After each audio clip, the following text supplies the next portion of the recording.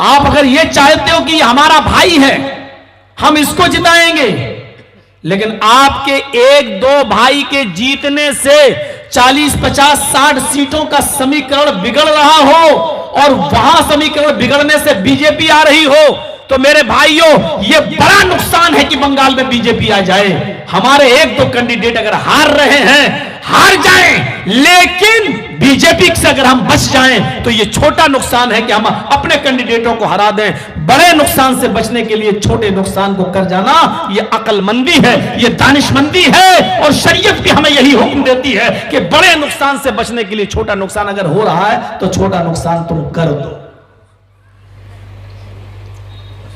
जैसे मौलाना जर्जीस की बीवी को बच्चा है, उसकी डिलीवरी हो रही है, डॉक्टर ने करीब में आकर कह दिया, जर्जीस साहब आपकी बीवी के पेट में जो बच्चा है उसकी सर उसकी आंतड़ियों में लिपट गया है, आपकी बीवी का ऑपरेशन करना पड़ेगा, और पेट के ऑपरेशन करते वक्त हम दो में से किसी एक को ही बचा सकते हैं, या तो आपकी बीवी को बचा सकते हैं या आपके बच्चे को बचा सकते हैं। सूरत हाल ये हो चुकी है।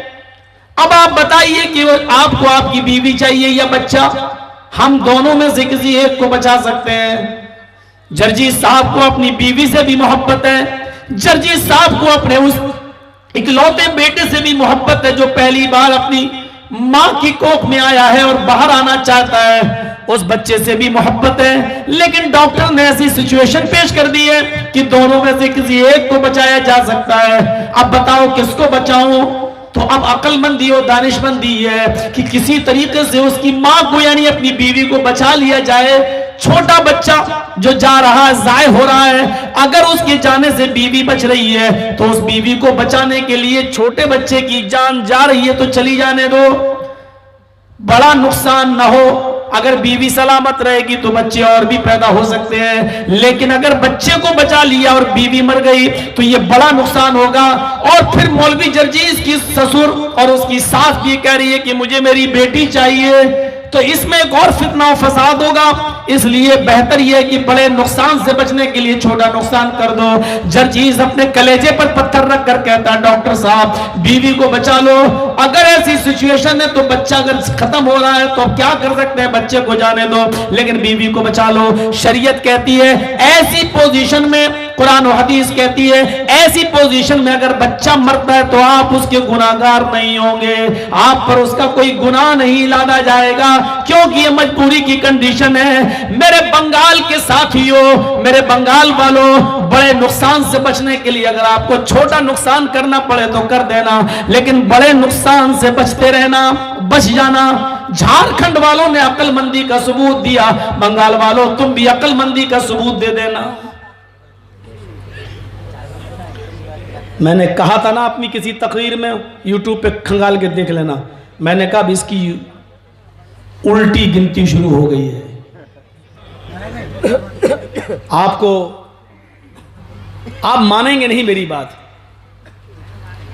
लेकिन मैं कह देता हूं, ये जो उल्टे सीधे कानून जो ला रहा है ना ऊपर बैठे वो लोग, ये ला नहीं रहे हैं, अल्लाह ताला ने इनकी खोपड़ी भ्रष्ट कर दी, लाओ, ये ला रहे हैं ऊपर वाला करवा रहा, करो।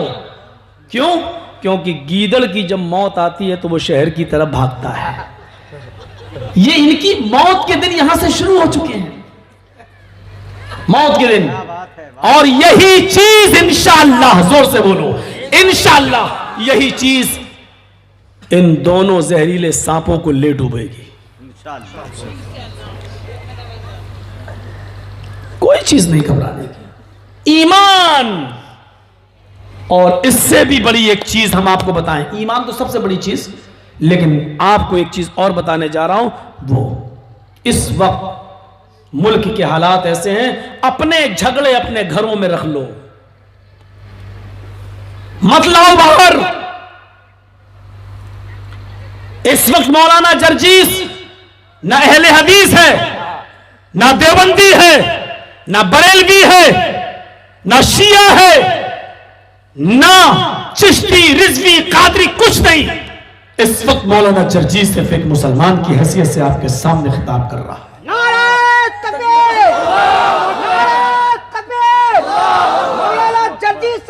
और जब हम ये सारे फिरके तोड़कर मुस्लिम होने के नाते जब एक प्लेटफार्म पे हम आ सकते हैं, तो मेरे भाइयों आपको भी ये झगड़े खत्म करना है, क्योंकि यही वो चाहते हैं कि इनको आपस में लड़ाएं। हमें इनकी चालों को समझना है। हम ऐलान करके कह दो कि सुनो, हमारे घर के झगड़े हम अपने घर में निपटा लेंगे, लेकिन ये नेशनलिटी का मामला, नागरिकता का मामला, ये हमारा अपना मामला है, हम मुसलमानों का मामला है। हम अपनी जान तो दे देंगे, लेकिन इस मुल्क से निकलने के लिए कभी तैयार नहीं। और क्यों निकले, हम क्यों जाएं? तुमसे ज्यादा इस मुल्क पर हमारा हक है। और यकीन नहीं आए तो दिल्ली चले जाओ, इंडिया गेट पर शहीदों की पूरी लिस्ट लगी हुई है। इस देश के लिए कितने लोगों ने अपनी जानें दी, कितने लोगों ने। तो आपको इंडिया गेट पर लगी हुई लिस्ट में 100 शहीदों के नाम मिलेंगे कि इन 100 लोगों ने अपने इस देश के लिए, शहीदों ने अपनी जान दी। और उन 100 लोगों में 85 मुसलमान हैं। मुसलमान 85 यानी 85% मुसलमानों के नाम उसमें लिखे हुए हैं। इस मुल्क को हमने आजाद कराया है, अंग्रेजों से हमने साफ कराया है और भगाया है। और आज हमसे ये जहरीले सांप हमसे पूछते हैं कि तुम भारत के हो या नहीं। अरे तुम बताओ, तुम कहां से आए हो? सच है, तुम बताओ।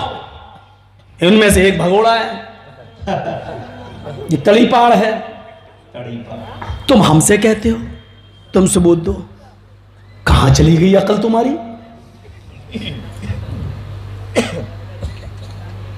हमारे पास अगर कोई आ गया, कसम खुदा की, अगर हमसे पूछा जर्जी साहब आप सबूत दीजिए आपके बाप का, हम तो कह देंगे कि कब्रिस्तान चला जा और उनसे पूछ के कहां पैदा हुए थे। हमारे पास तो नहीं है,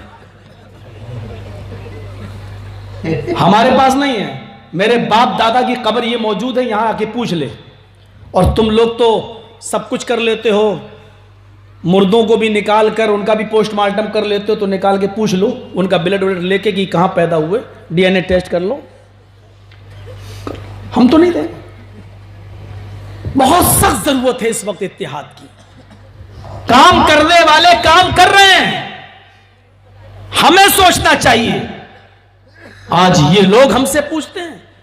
मेरे भाइयों जरा तसव्वुर कीजिए, एक वो दौर था, एक वो जमाना था, हमने भी हुकूमतें की हैं, हमने भी सल्तनतें की हैं, चलाई हैं। आओ हम तुम्हें अपने हुक्मरानों की दास्तानें बताते हैं। जंगे जलूला जो सन 16 हिजरी में होती है, जंगे जलूला के अंदर हजरत उमर फारूक उसमें खुद शामिल। हजरत उमर फारूक ने सहाबा को, अपने साथियों को उस जंग के अंदर रवाना कर दिया। उस जंग जलूला में मुसलमानों ने शानदार फतह हासिल की। अब सुनिए, शानदार फतह हासिल हुई। उस जंग में कितना माल सहाबा के हाथ लगा? 24,000 ऊंट, 40,000 बकरियां, 4,000 औकिया चांदी, और भी इसके अलावा बहुत सा माल मुसलमानों के हाथ में आया। तो सवाल यह पैदा हुआ कि अब इतना माल जो हम लोगों ने काफिरों से लूटा है, चांदी तो अपने पास रख लो, हजरत उमर फारूक के हवाले कर देंगे, उनको दे देंगे, वो बैतुल माल में जमा हो जाएगी। इन बकरियों का क्या किया जाए? ये 40,000 बकरियां हैं, इन बकरियों का क्या किया जाए? तो इनको कैसे लेके चले मदीना में? इतनी दूर कैसे जाएं? ये बकरियां कैसे पहुंचेंगी? तो तय ये हुआ कि इन बकरियों को यहीं बेच दिया जाए और उसकी कीमत हजरत उमर फारूक को दे दी जाएगी।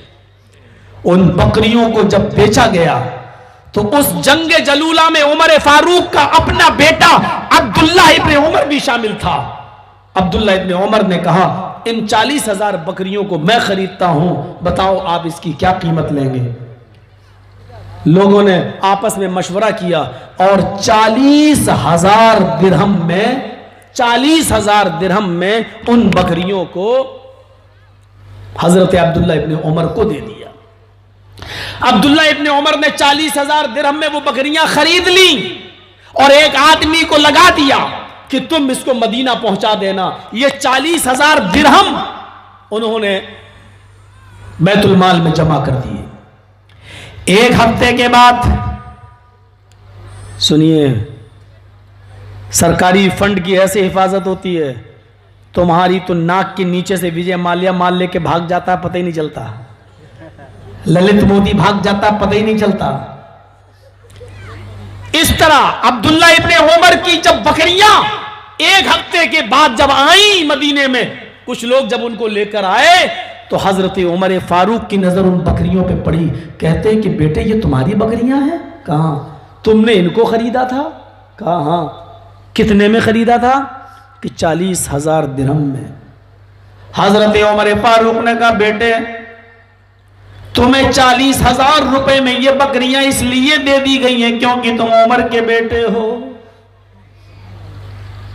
देख रहे हैं, ये 40,000 दिरहम में ये बकरियां इसलिए तुम्हें बेच दी गई हैं क्योंकि तुम उमर फारूक के बेटे हो। तुम्हें अमीरुल मोमिनीन के बेटे होने की वजह से रियायत की गई है। अल्लाह की कसम, तुम्हारा बाप इन बकरियों की दोबारा नीलामी कराएगा। देखता हूं कि ये बकरियां कितने में बिकती हैं। दूसरे ही दिन हजरत उमर उन बकरियों को लेकर बाजार में जाते हैं। 40,000 उन बकरियों की जब नीलामी करते हैं और उनकी बोली जब लगती है तो आपको मालूम होना चाहिए कि आखिरी बोली 4 लाख दिरहम की लगी। 4 लाख दिरहम की लगी। 4 लाख से ऊपर कोई नहीं बढ़ा। कहा कि कहां है मेरा बेटा अब्दुल्ला, इधर आओ। अब्दुल्ला आए, देखा 4 लाख की बकरियां तुमको 40,000 में दे दी गई। कितनी बड़ी बेइंसाफी की गई थी, कितना अन्याय हुआ था। मुसलमानों के माल के साथ मोमिनों की अमानत में खयानत की गई थी। आए मेरे बेटे, ये 40,000 रुपए जो तुमने दिए थे दिरहम, ये तुम्हें दिए जा रहे हैं। इन बकरियों से अब तुम्हारा कोई सरोकार नहीं। अपनी रकम अपने हाथ में लो। अब 3,60,000 दिरहम बचते हैं, उनको बैतुल माल में जमा कर दिया जाता है और कहा जाता है अब ये 3,40,000 दिरहम गरीबों के काम आएंगे, मिस्कीनों के काम आएंगे, फकीरों के काम आएंगे, मदीने के स्टेट को तरक्की पहुंचाने के काम आएंगे। मेरे प्यारे साथियों, हमने भी हुकूमतें की हैं, हमने भी सल्तनतें चलाई हैं, लेकिन अपने बेटे अपनी औलादों से भी हमने कीमतें छीनी हैं और बैतुल माल की हिफाजत की है, राजकोष की हिफाजत की है, सरकारी फंड की हमने हिफाजत की है। हमसे पूछो, तुमने 1600 करोड़ रुपया, 1600 करोड़ तुम्हारे बाप का होता तब तो दर्द होता ना। हमारा है वो, हमसे वसूल करते हो तुम। ऐश तुम करो, टैक्स हम भरें। 1600 करोड़ रुपया तुमने असम के अंदर एनआरसी में लगा दिया। 1600 करोड़ रुपया। जब 19 लाख लोग जब उसमें लिस्ट में आए तब इस तरीपार की आंखें खुली है। 19 लाख और 19 लाख में 15 लाख हिंदू हैं। तब ये सीएबी और सीएए और अब एक और चीज आई है एनआरपी, ये तब आना शुरू हुई। कान खड़े हो गए। नंबर सबके लगे हुए हैं, इतना याद रखना, मुसलमानों के बाद दलित का नंबर आएगा।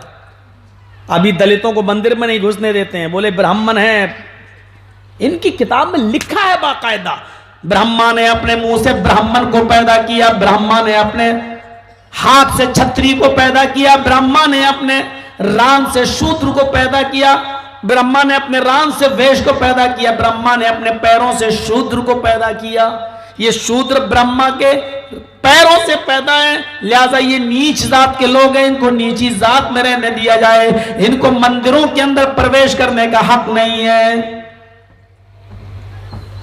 बनारस के एक मंदिर के अंदर किसी दलित ने पूजा कर ली थी आपको मालूम होना चाहिए कि बनारस के उस मंदिर को कई दिनों तक बनारस की गंगा के पवित्र जल से धोया गया था, सिर्फ इसलिए कि उसमें एक दलित ने, एक शूद्र ने उसके अंदर पूजा कर ली थी। अभी इनके भी नंबर आने वाले हैं। ईमान अपने अंदर हमें और आपको पैदा करना है। और कैसा? हजरत उमर फारूक अपने बेटे से हिसाब किताब कर रहे हैं। आपने लिया कभी अपने बेटे से हिसाब? ईमानदारी के साथ बताइए, है आपके पास? हदीस में आता है कि जब तुम्हारे घर में बच्चा पैदा हो, जब वो बोलने लगे तो उसकी जबान से सबसे पहले अल्लाह अल्लाह निकलवाओ। जब और ज्यादा बोलने लगे तो उससे ला इलाहा इल्लल्लाह मुहम्मदुर रसूलुल्लाह उससे पढ़वाओ। जब 7 साल का हो जाए तो नमाज का हुक्म दो। जब 10 साल का हो जाओ नमाज ना पढ़े तो उसको मार मार के मस्जिद में ले जाओ। मारो फजरिबूहुम, अपने बच्चों को मारो। सवाल पैदा होता, मेरा बेटा 10 साल का है, नमाज नहीं पढ़ता है, हम मारें? लेकिन हम ही जब 10 नमाज नहीं पढ़ रहे हैं तो बताइए हमको कौन मारेगा? हम अपने 10 साल के बेटे को मारे, चल नमाज पढ़ी। बेटा हमारा पूछता है, पापा आपने पढ़ी? हम कहां हैं? हमारी मस्जिदों के हाल क्या है? ईमान हमारे अंदर नहीं है। हम यहां किसी चीज के विरोध में नहीं आए हैं, हम यहां पर सिर्फ आपके अंदर ईमान पैदा करने आए हैं। मेरे भाइयों, जब हालात होंगे तो हम हैं, निपटेंगे इंशाअल्लाह। कौन है इस वक्त, कौन मेरा साथ दे रहा है? मौलवियों में तो कोई नहीं दिख रहा हमें तो कोई नहीं दिख रहा मौलवियों में। एक हम ही हैं अपनी जान को खतरे में डाले हुए हैं। मेरा भी पता नहीं कब अंदर घुस जाएं। आप यकीन मानिए, जो बोल रहा है वही अंदर जा रहा है। भैया पावर है तुम्हारे पास। जब जज राहत इंदौरी ने कहा था ना, लश्कर भी तुम्हारा है, सरदार भी तुम्हारा है। लश्कर भी तुम्हारा है, सरदार भी तुम्हारा है। तुम झूठ को सच लिख दो, अखबार भी तुम्हारा है। इस दौर के फरियादी जाएं तो जाएं कहां? सरकार भी तुम्हारी है, दरबार भी तुम्हारा है। जाहिर है सरकार जो फैसला तो वही होगा। और अल्लाह की कसम, मेरी तकी उठाओ यूट्यूब पर।